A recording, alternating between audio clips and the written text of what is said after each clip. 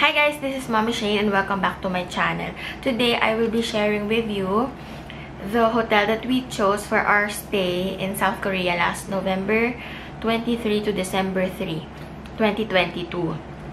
I'm making this video for Filipinos like me kasi more or less alam ko naman yung hinahanap ng mga kapwa ko Pilipino when it comes to accommodation, traveling abroad, considering yung budget, yung location, and syempre, yung room, yung ambience ng hotel.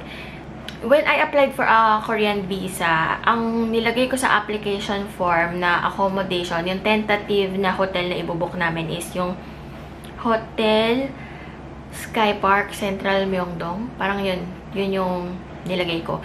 But it turns out na mas mahal siya kesa dun sa talagang nabook namin.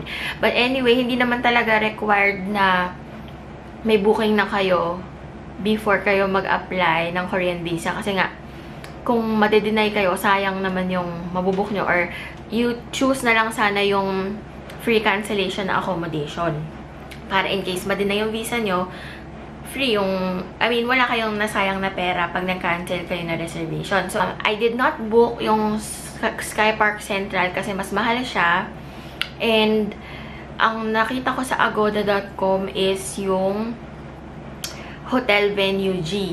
Medyo malapit naman siya sa Myeongdong. Nasa Jongno 3 Samga Station siya. Actually, dalawa yung stations na malapit sa kanya. Isa yung Jongno 3 Samga and yung Uljiro 3 4 ga ba yan? O 3? 3 din yata. First, I want to discuss bakit kami nag-hotel instead of Airbnb. Madalas kami mag-travel ng family ko and usually ang binubook namin is Airbnb kasi malaki yung group namin pagkasama yung in-laws ko and yung mom and brother ko. Tapos, mas mura yung Airbnb kapag mas marami kayo. Eh, mas makakagalaw kayo freely pag Airbnb, di ba? May lutuan, may rice cooker, may washing machine, may living room, ganyan. Pero pag hotel, di ba, as in kama lang. Tapos, wala man lang minsan na upuan or ganun. The problem here is, nung di ba nagka-problema nga yung visa application. So, medyo natagalan. And then, nung time na na-approve na yung visa namin, ubos na yung mga affordable na Airbnb. As in, puro mahal na yung Airbnb na available. At saka nga peak season yun, fall, autumn. So, ang daming turista. Ubusan talaga yung Airbnb na mura. Ang mga range ng nakikita ko sa Airbnb for, 5 packs, 3 adults, 2 kids, nasa 100 plus thousand na for 10 days. At saka yung mga iba naman na mas mura, hindi ko naman bet. Like, medyo eskinita siya. Binabasa ko kasi yung reviews sa Airbnb. Yung iba dun, parang may mabaho, or medyo madumi yung surroundings, or, ayun, may mga reklamo doon. So, ako talaga, nagre-rely ako sa reviews na yun. Kasi, bakit mo naman sasabihin yung negative review kung hindi totoo, diba? Kaya, ayoko naman mag-book ng sobrang mura kasi nga, yung location, ang layo na. So, magagastusan ka din sa transpo, sa kakabiyahe nyo, back and forth, papunta dun sa tourist spot na gusto nyo puntahan. So, ang ending, pumili na lang ako ng hotel. Kasi nga, mas mura. Kasi ang budget ko talaga for accommodation for 10 days is 35,000 for us, yung family ko na 4 kami. Yung asawa ko, tsaka 2 anak. Pero sumama yung mami ko, kaya, yun, medyo masisikipan kami pag mag-hotel kami. So, nag-book naman siya ng sarili niyang room. Nag-book kami ng Hotel Venue G after reading all the reviews. Tapos maganda nga yung location niya. It's not right smack in Myeongdong, pero walkable siya. Pwede mo lakarin kung masipag ka or kung kaya mo naman na resistensya mo maglakad sa lamig, go, diba? So, binook ko siya kasi malapit yung station, malapit naman siya sa mga kainan daw, and walkable nga yung Myeongdong. Mas malapit din siya sa mga palaces, sa mga gusto kong puntahan na lugar. Accessible naman siya dahil nga malapit yung station. So, binuko siya sa Agoda. Ang price ko is, kasi ang flight namin is November 23 to December 3. Kaya lang, pangit yung oras ng arrival and departure na Cebu Pacific. November 24 na ng madaling araw kami dumating sa hotel, mga 1:30 AM. And then, yung departure namin na December 3, 12:40 AM. So, December 2 pa lang ng gabi, umalis na kami dun sa hotel. So, ayan. Mag-i-insert na lang ako ng clips dito nung mga room tour. Kasi 3 room yung nabook namin. Isang deluxe triple para sa amin ng husband ko and 2 kids. Pinagdikit-dikit namin kasi 3 single bed siya. So, yung mga anak ko malikot matulog. So, minove namin yung 3 single bed para tabi-tabi siya, walang gap. So, ayun, para safe yung mga anak ko. And then, yung mami ko, nakapag-book siya ng deluxe double. So, isang king bed.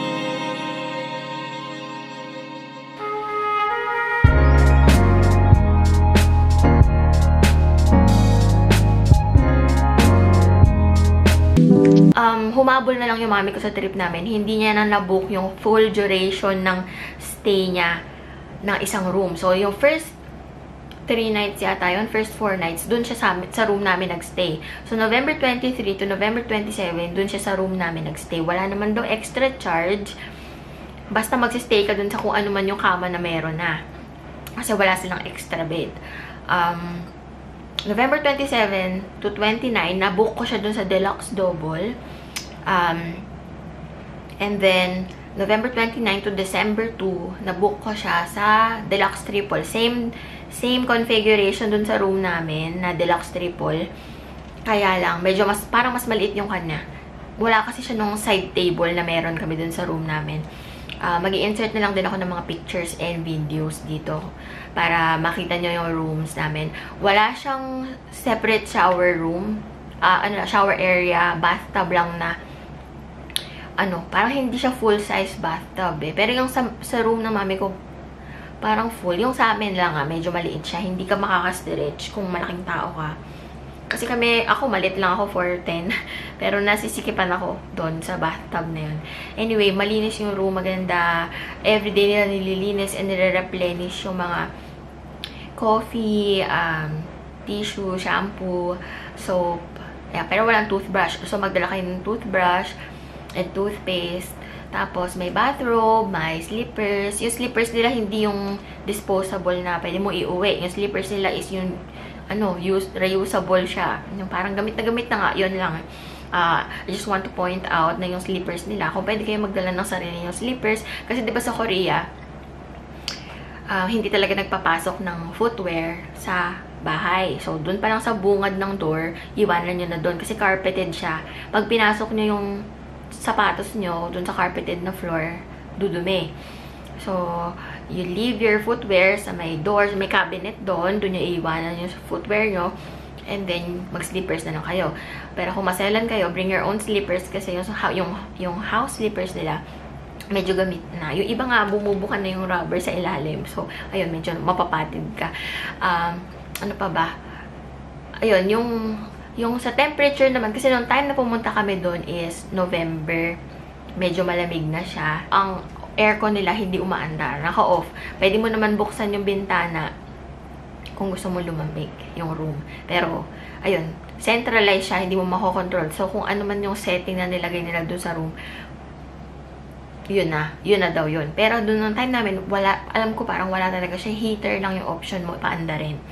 So, nung lumamig na, pa December na, ay nagsimula na lumamig. Ino-on na namin yung heater. Pero nung hindi pa gaano malamig, ano lang kami, naka-offline aircon, so bubukas kami ng window. Nung lumamig na siya, sinasara na namin yung window kasi ang lamig na talaga. Airport, papuntang hotel, nag-take kami ng jumbo taxi. Paglabas mo ng gate, ano ba yun? Bay or gate? Gate 7 siguro ng arrivals or gate, basta ganun, between gate 7 and 10, parang nandun yung taxi stand.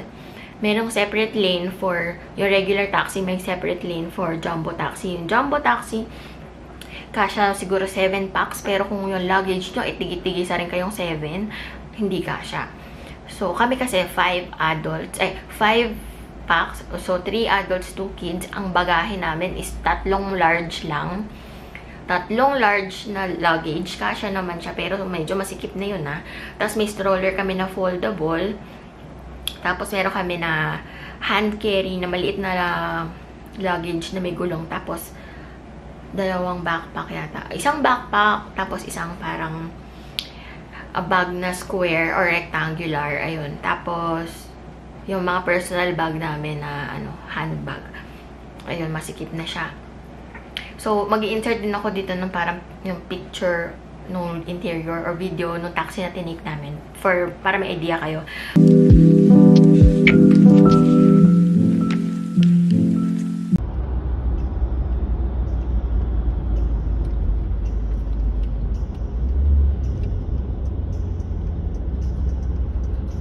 From airport to hotel, mga madaling araw na yun. Medyo matagal kami nag-intay sa taxi stand kasi nga, medyo late na kami nakalabas ng immigration, yung baggage, ayan. Dumating kami doon parang 11 something, Korean time. Tapos nakasakay kami ng taxi.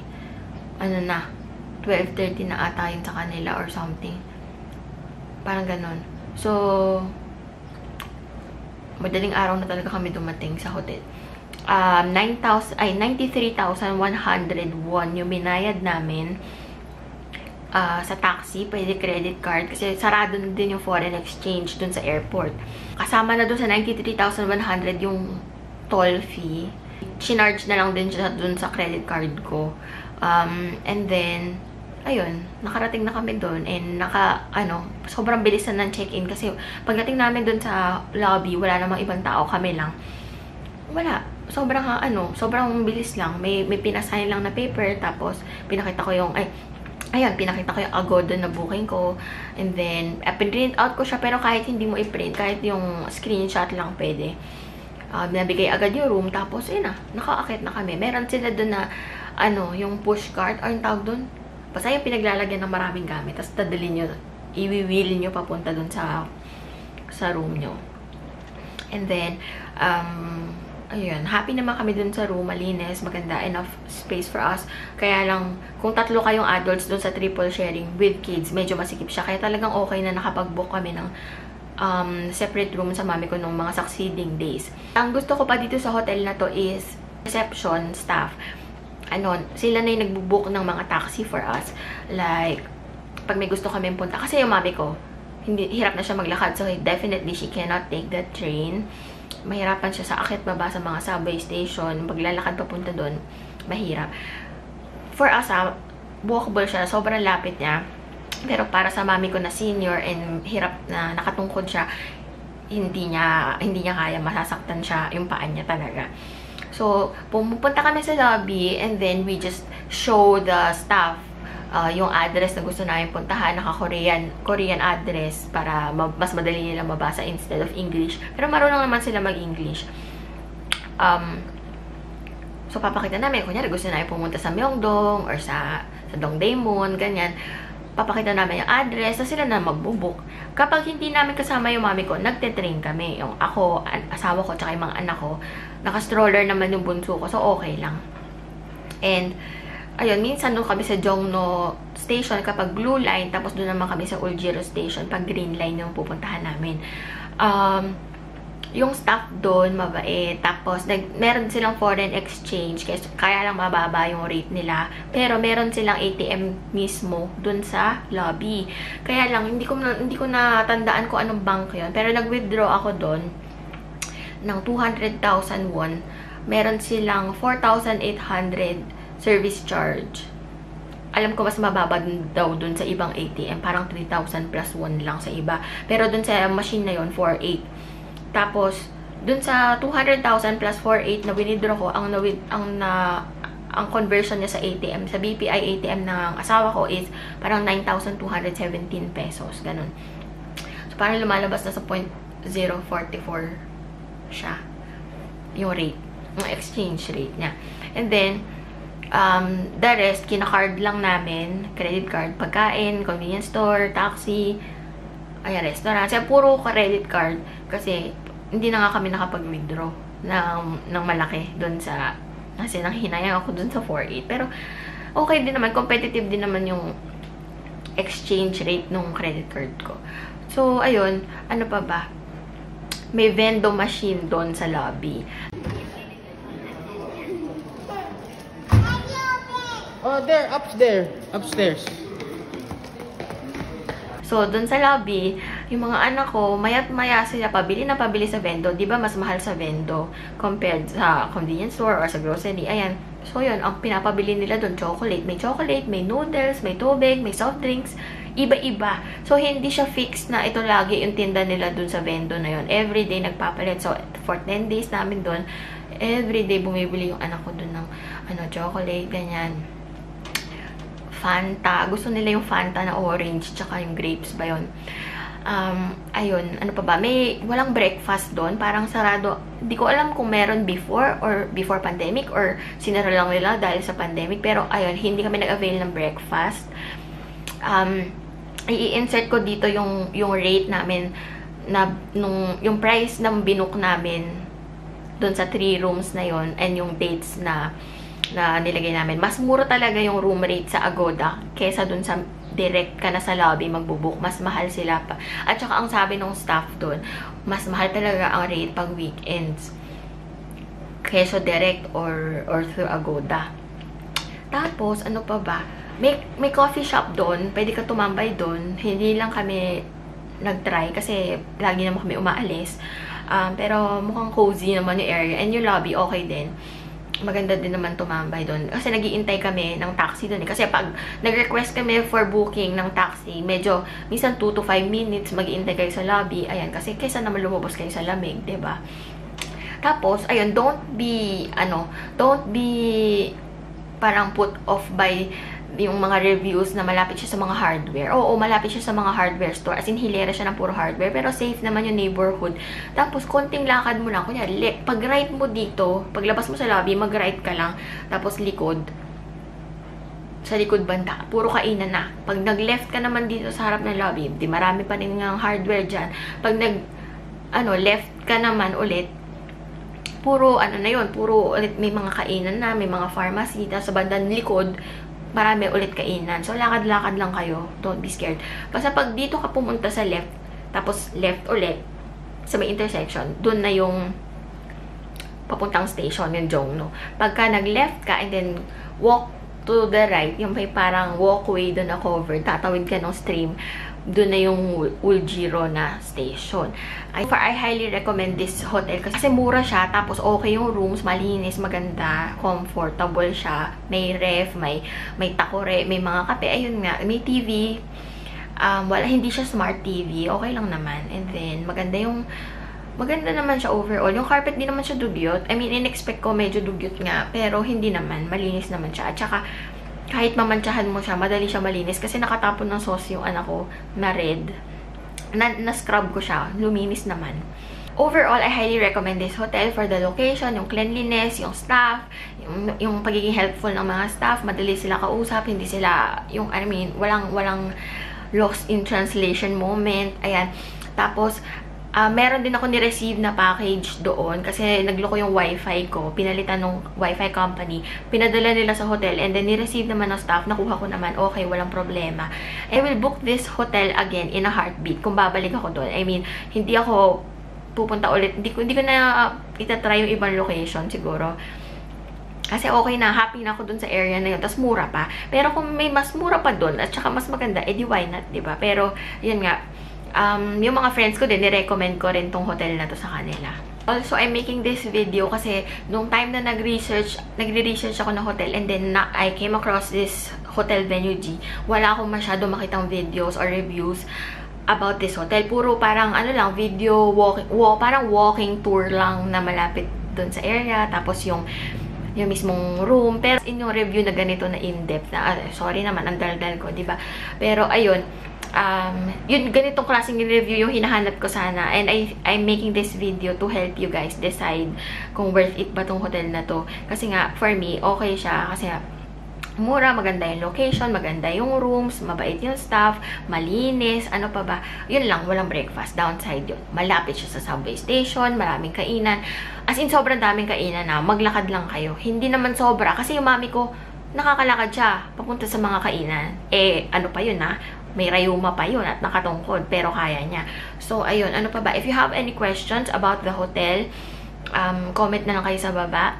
And I will try to answer them for you. And then, nag-check pala ako ng rates nila for winter next year. As in, ang mura. Parang mas mura pa siya kesa dun sa binook namin. Pero kasi nga, peak season naman yung autumn. And yung winter is, marami na akong pumupunta na winter, kaya lang malamig. Sobra. As in, deadly cold. Kasi talaga, I cannot. Hindi ko talaga. Gusto ko yung weather ng October to November. Pero yung towards end of November na pa December na, it's not for me. As in, ang lamig. Ang lamig. Lalo na kung may kids kayo. Yung anak ko namimilipit na siya sa stroller niya. Kasi, okay, just a few things to add. Yung pauwi na kami, I booked the jumbo taxi through the reception. So, nagsabi lang ako ng time kung anong oras ko gusto book ng taxi pabalik sa Incheon Airport, and then nagsuggest sila ng oras, avoid this time daw kasi rush hour, ganyan. So, mas maaga kami nag-book para maiwasan yung traffic. Pero yun nga, traffic pa din. Parang 1 hour and a half yung taxi ride namin. Hindi namin kinonsider yung train and bus kasi nga may dalawang bata kami, may stroller, may lola na nakatungkod. Struggle is real. Tapos, dun sa lobby, maganda nga mag-picture-picture dun. Actually, ang dami namin picture sa lobby kasi lagi kami nag-iintay doon ng taxi, ganyan. So, may Christmas tree sila na maganda. Nag-picture-picture kami doon ng mga anak ko, ng mami ko, ayan. And then, madaming Starbucks sa paligid. As in, pagkalabas mo ng hotel, kanan ka, tawid ka lang sa tapat, may malaking building doon. Hindi ko alam kung office yon, parang KB Bank or something. Pero yon, may Starbucks doon na malaki. And then, sa lobby din ng hotel, meron silang mga flyers ng mga tour, tapos may mga map. Ayan, kuha lang kayo dun pag kailangan nyo. And then, may malapit na Tourist Information Center doon sa hotel. Pagkalabas nyo ng lobby, turn right, go straight lang hanggang may makita kayong intersection. Tapos makikita nyo parang may kiosk doon sa labas.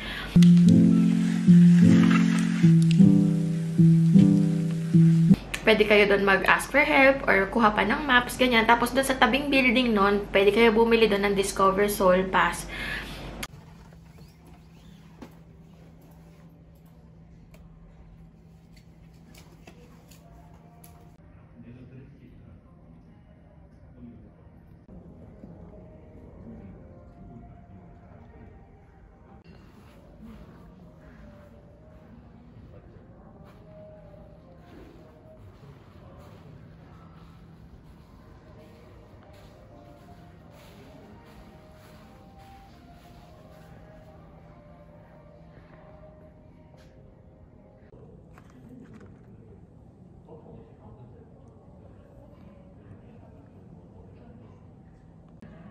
So, bumili ako ng Discover Seoul Pass dito sa my Korean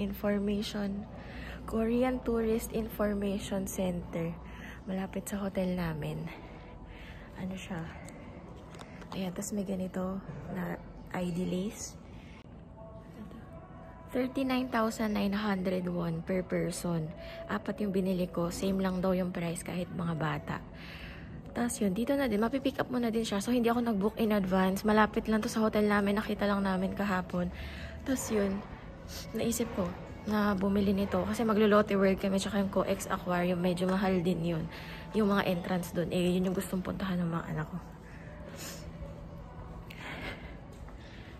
Ayan. Ito yung building niya. Ayan. Yan yung Tourist Information Complaint Center. So, wait. Lamig. Nag-inquire ako dito kahapon kasi naglolo ko yung wifi. Pocket wifi ko. So, tinry nila tawagan. Tapos, ayun, papalitan daw nila. Tapos, ayan. Malapit lang tong, ayan yung building ko. Saan ko binili yung ano ko? Ito, yung Discover Seoul Pass. Malapit lang siya sa Jongno 3 Sam gas station. Ayan. Ito siya. Ayan yung Tourist Information Souvenir Shop. Tapos yan. Ito yung building kung saan ko ito nabili. Tapos, doon papunta yung hotel namin. Doon ko nabili siya. Yung 24 hours nga lang yung available nila. Pagpasok nyo ng building na yun, dire-diretso lang din, turn left. Tapos, sa ground floor lang siya, makikita nyo yung Tourist Information Center. Nandun yung bilihan ng Discover Seoul Pass. Ang nabili ko doon yung 24 hours lang na 39,900. Pero yun nga, sa Klook, mas mura siya. So, ayun, bili na lang kayo sa Klook kung mas gusto nyo or kung isi-schedule nyo talaga on time yung pick up. Yung kasing sa akin, hindi ko sure kung mapipick up ko on time kasi yung arrival ko nga, baka sarado na sila. Hindi ako confident na mapipick up ko siya ng tamang oras. So, at saka hindi ko rin alam kung kailan ko isi-schedule yung date ng paggamit namin. So, yun, binili ko siya noong nandun na kami. 39,900 siya for 4 lang binili ko kasi hindi na masasama yung mami ko. Tapos, ano pa ba? May ano doon, may mga stand din ng BTS doon sa Tourist Information Center. Tapos, maganda yung parang ano nila, reception area. Then, pwede nyo rin gamitin yung credit card nyo to buy yung Discover Seoul Pass. Tapos, meron silang box na ibibigay. Insert ko na lang dito yung video na, ano, yun yung parang ID lace siya. Pwede nyo isabit sa neck nyo yung ID lace. Tapos, doon yung ilalagay yung Discover Seoul Pass na gagamitin nyo din as T-Money card. Hindi kami nagti-T-Money kasi hindi ko alam kung paano siya parang isa-set up na pang 6 years old yung isa. Kasi, di ba discounted yung transpo fare, yung mga fare sa train, pagka 6 years old, yung bata. Yung 3 years old, free. So, hindi namin gagamitin yung T-Money for the baby. Doon lang sa eldest ko. Baka pag tinap-tap namin siya, parang makonsider siya as adult. Hindi ko alam kasi kung paano. Pero, so, ayun, lagi na lang kami bumibili ng single journey ticket kapag nandun kami sa subway.